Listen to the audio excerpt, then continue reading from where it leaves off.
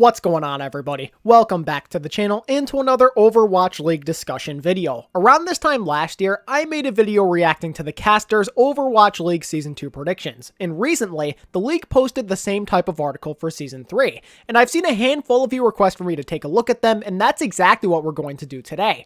But before we dive into it, here's a list of the categories that the talent made their predictions for. So the casters made their selections for the winners of all 4 divisions, the Grand Finals champion, the MVP award, the Rookie of the Year award, and who they consider to be their dark horse team for Season 3. For this article, we got a grand total of 12 people to give us their input. I don't know why, but Uber's predictions are nowhere to be seen. Everybody else is here as far as I'm aware. Uber just wasn't included for some reason.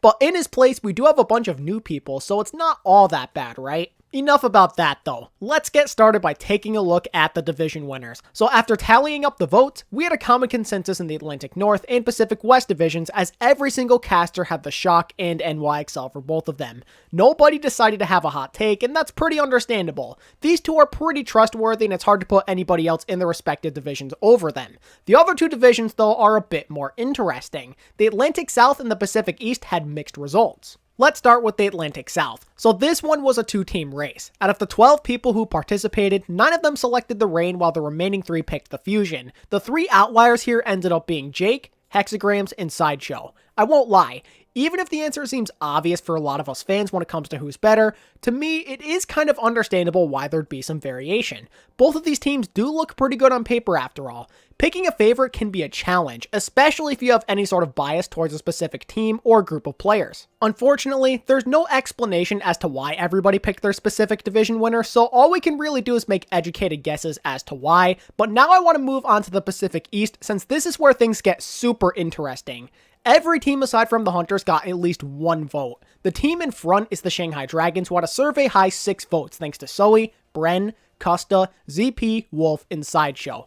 Coming in second place was the Hangzhou Spark, who racked in votes from Hexagrams, Mr. X, and Jaws. The Dragons pick is pretty understandable. There really isn't much of a need to explain why the casters would select them, since everybody seems to have them high up in the power rankings, but the Spark one and all the other teams are a bit more intriguing. I really don't know much about Jaws since he's new to the Overwatch League, but from what I've seen in the past, both Hex and Mr. X have always been pretty high on the Spark, so I can't say I'm surprised to see them break out this type of prediction. While I myself think some people are sleeping on the Spark, I'm not sure how realistic it is to call them the winners of this division. The competition is tighter than it's ever been before. It's definitely possible for them to pull it off, but I get the feeling it's going to be a pretty close race. Moving on to third place for the winner of the Pacific East division is the Seoul Dynasty. Reinforce and Achilleos both voted for them, and kind of like with the Spark votes, it doesn't really feel too surprising to see these two in particular vote for Seoul. My memory is a little hazy right now, but I'm pretty sure Reinforce has always been fairly high in the Dynasty, and like Wolf, Achilleos tends to really like the full-blown Korean teams. And the thing I said for the Spark honestly applies to Seoul as well. It's very much possible for them to come out on top, but their chances may not be as high as some of the other teams residing in this division, kind of like with Shanghai for an example. But wait, there's still one more person that has gone unaccounted for. Let's shift our attention over to Mr. Jake Lian, who, if you compare to the other casters, is coming out with kind of a hot take here in a way. Jake believes that the Guangzhou Charge will be the ones to take home the division crown. In all honesty, it's really not a hot take since any team in this division could realistically come in first, but if you compare him to the others in this article, he's probably the one with the boldest prediction since he's by himself here. In my opinion, the Charge are low-key kind of scary, so Jake's prediction is reasonable even if I don't necessarily agree with it. So that's a little overview of what the division winner predictions are looking like, and out of everyone, Zoe, Bren, Custa, ZP, and Wolf are the ones who made the best combination, I feel. The 5 of them went with the NYXL, Shock, Reign, and Dragons. When it comes to the people with the most interesting takes, that honor has to go to both Jake and Hexagrams, who are the only people on here to have multiple different teams in their predictions compared to the rest of the pack.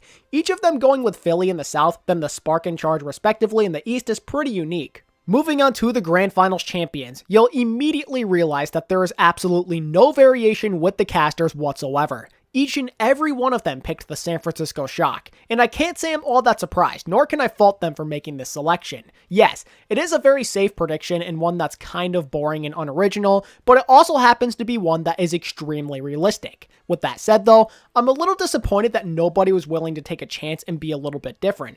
Even having just one bold prediction would have helped spice things up a bit, don't you think? Anyway, Everybody's reasoning was pretty similar as to why they picked the Shock. Most of the responses mentioned how it's hard to go against success and that the Shock are well equipped to deal with any meta because of their deep roster and flexible players. Meanwhile, others made sure to point out just how amazing Krusty and the San Francisco coaching staff is. And all of this stuff I completely agree with. In my opinion, they have the best coaching staff in the league, and their roster is honestly unfair. I believe it was ZP who brought up the argument that the Shock likely won't have any difficulty transitioning into hero pools while other teams may falter a little bit, and I couldn't agree more with this type of statement. It's important to keep hero pools in mind for sure. They could have an impact on overall team success, and it really does feel like the Shock are one of the most well-equipped teams to deal with these conditions while being able to thrive under them. With players that versatile, it's realistic to see them going far, even with hero pools changing up their strategies here and there. But that's basically all we can talk about when it comes to the Grand Finals champion predictions, as the casters didn't really give us much room for discussion since there's no variation. So with that said,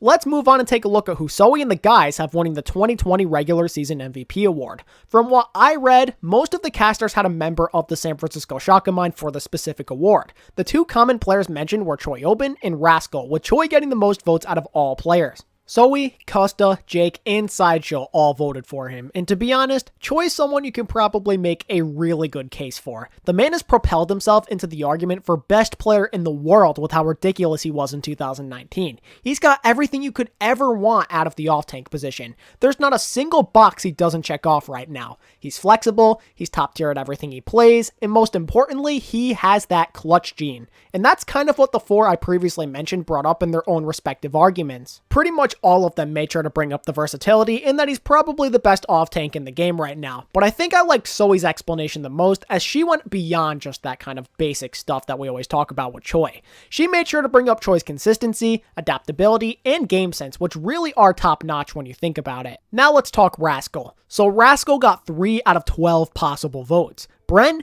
Hex, and Mr. X are all boarding the Rascal hype train for Season 3. The reasoning behind their selection was pretty much the same as Choi's, as Rascal is one of the most flexible players in the game.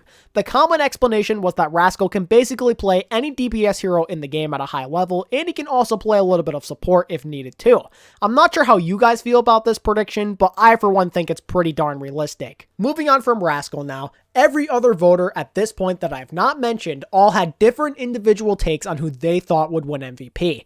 The first one I wanted to bring your attention to is Reinforce, who went with Erster. And I have to be honest with you guys, I'm kind of surprised that Erster only got 1 vote. The guy genuinely looks like one of the best flex DPS players in the world, and there's so much room to appreciate how much he's going to contribute to this Atlanta team now that he's not stuck on Brigitte for 3/4 of a regular season. In all honesty, Johnny does make some good arguments though. It's pretty important to keep in mind that the Atlantic Conference is not as tough as the Pacific, so on paper, there's more opportunities for Erster to completely dominate and take over a game. And with hero pools now being a thing, Erster has a chance to be more valuable than he ever has been before. You can't go wrong with somebody of Erster's caliber. For me personally, he's without a doubt in my top 5 for potential MVP winners this year. Next up, we have Achilleos, who believes Sinatra will once again take home MVP. And all I really have to say about this one is boring. It's not necessarily a bad prediction though. Think of it like this. Is Sinatra skilled enough to win this award again?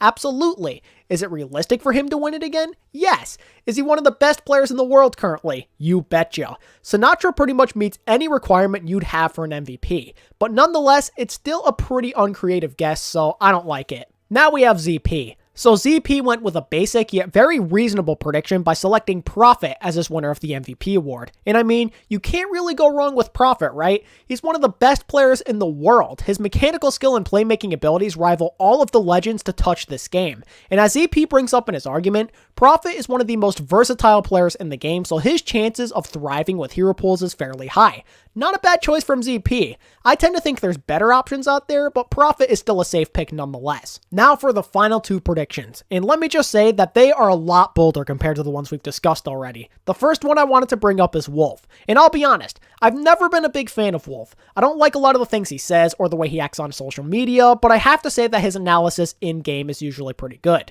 So I was fairly surprised to read that he picked Moth for his 2020 MVP. I thought for sure he'd go with like Choiobin or something. Never in a million years did I expect him to pick a main support. And I have to say, I kind of like it. At first, I thought of this as nothing more than a dumb prediction, but to be honest, it's kind of grown on me. Is this a realistic prediction to make? No, probably not, but it's a bold one that I can really get behind. Main supports don't get enough love. They work just as hard as everybody else, but they often go underappreciated because the characters they play usually aren't so flashy. As a main support player myself, I would like nothing more than to see somebody like Moth take home this very prestigious award. However, even though I like this prediction, that doesn't really make it good. Because main supports often go unnoticed by the common fan, it's going to be extra difficult for somebody like Moth to win this, and it doesn't help that he has to try and stand out on a team as loaded as the San Francisco Shock. There's so many superstars and big personalities that often make people forget about Moth. I really wish I could say this is a solid prediction, because every fiber of my being wants this to happen, but the chances are slim. And last, but certainly not least, we have Jaws. So Jaws thought it would be a good idea to pick Sparkle, even though he damn well knows that he is not turning 18 until May 31st. In theory, it kind of makes sense since Sparkle has such a high skill ceiling and he's a very entertaining player to watch, but can he really get the opinions to sway in his favor when he's missing half of the season? I just don't know if people would be willing to vote for him when they can go with a player who has played all, if not most, of the 28-game regular season.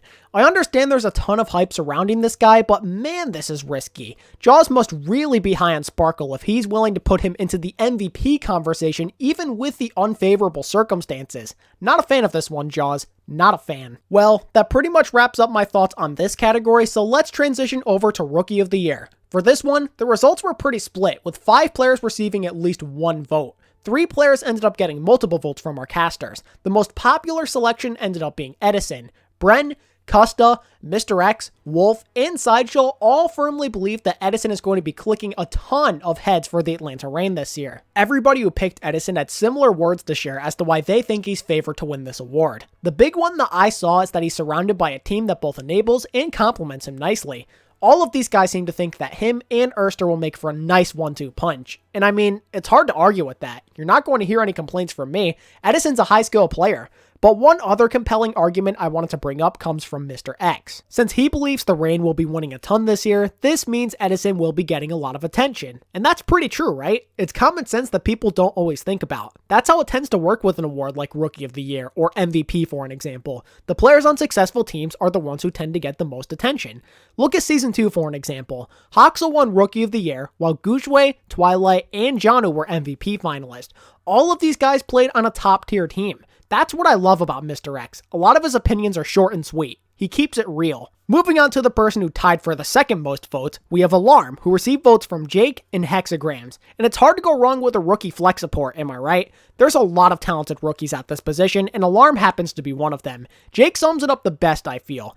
As he says in the article, Alarm has insane pop-off potential on carry-oriented supports like Zenyatta and Ana. I wouldn't be surprised in the slightest if Alarm takes home this award. In my opinion, he has potential which rivals that of Jonek, Twilight, and Violet. He really could be that good one day, I feel. Now as we transition over to the man who tied with Alarm, we have a rival flex support in Gangnam Jin. He got votes from Achilleos and Jaws. And once again, I can't help but feel like this could end up being a really solid guess.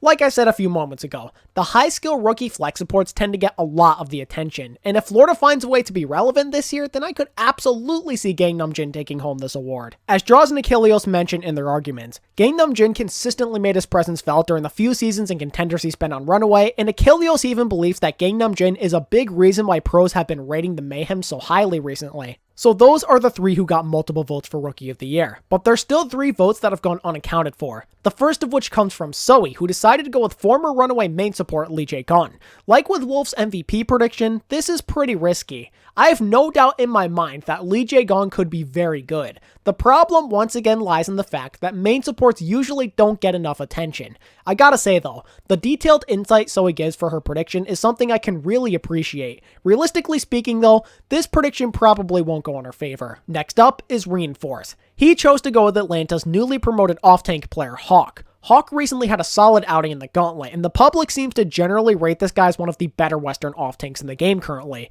But the question I have is whether or not it's guaranteed we see Hawk start. The likely answer should be yes, but what if the Reign want to run Orisa Rhine? Or what if the team is more comfortable with Pokeball and main tank over Gator? Could he synergize better with him than FRD? Obviously, it's pretty hard to answer these questions when we haven't even seen the Reign play yet. But if Hawk does play a lot, then I think him taking home Rookie of the Year is pretty realistic. And finally, to conclude Rookie of the Year selections, we have ZP, who is nominating Mirror. Other than Soi's Lee Jae-gon pick, this is probably the most interesting prediction on here. ZP believing that the Gladiators coaching staff could help this guy develop is pretty realistic. I personally have a lot of faith in D-Pay. In my opinion, he's one of the better head coaches we have in the league currently, and the staff surrounding him is great as well. Mirror generally gets a good rep from the community, but the thing is, it's hard to tell if it's going to translate into the Overwatch League, and if the trend of Jaro being the starter continues for a majority of the year, then this prediction is going to seriously backfire. I give ZP points for trying to be bold, but this is simply a prediction I don't agree with. Okay, it's time for the final stretch, ladies and gentlemen. We're down to the final category, which is the Dark Horse Team of Season 3.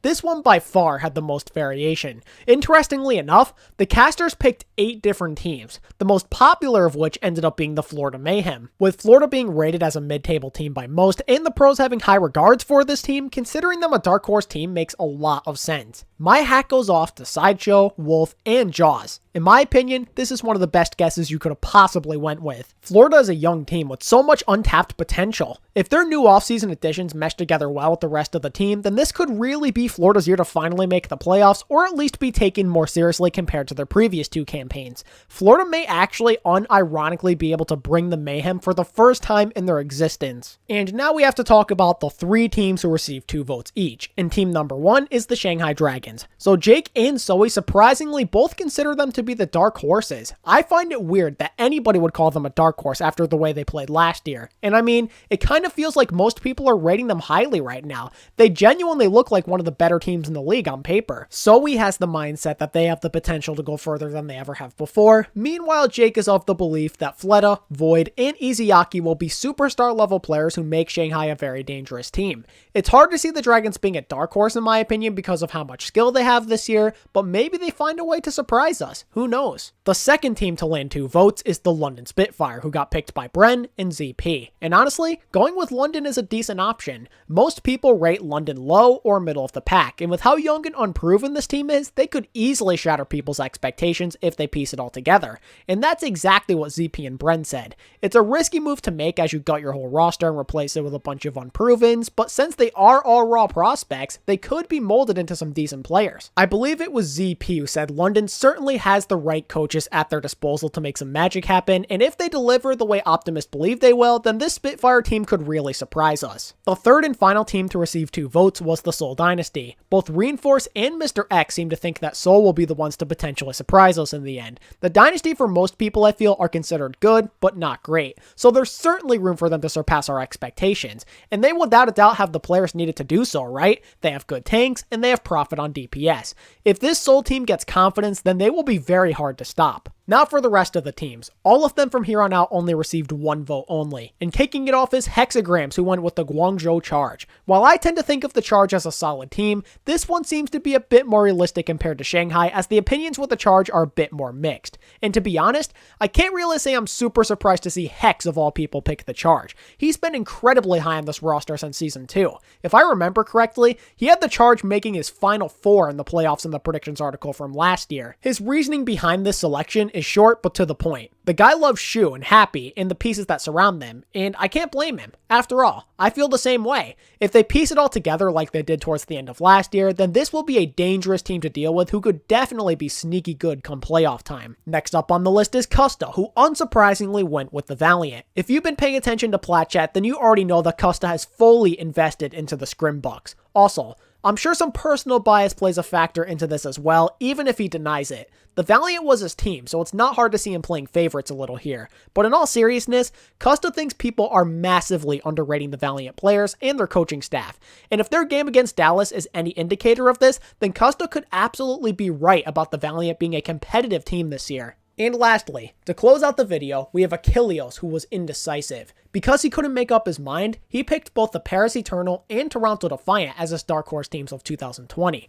And honestly, I can see why he had such a hard time picking. Those are honestly 2 really good picks. Paris and Toronto tend to not get rated all that highly by experts, so either one of them could realistically shatter the low expectations placed upon them.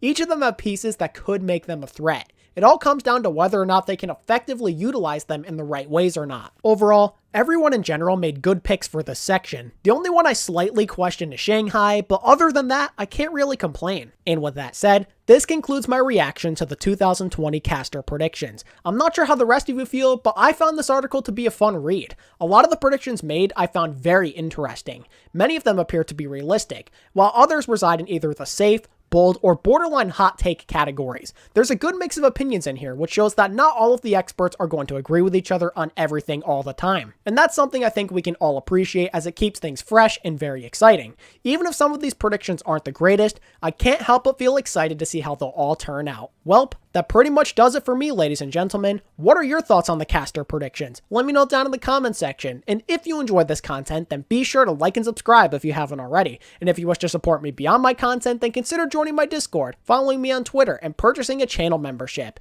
If you become a tier 2 member like these guys on your screen, then you'll get awesome perks like shoutouts at the ends of my videos. And as always, thank you all so much for watching today's video. I really do appreciate it. And until next time, this is ATP, signing out. Peace.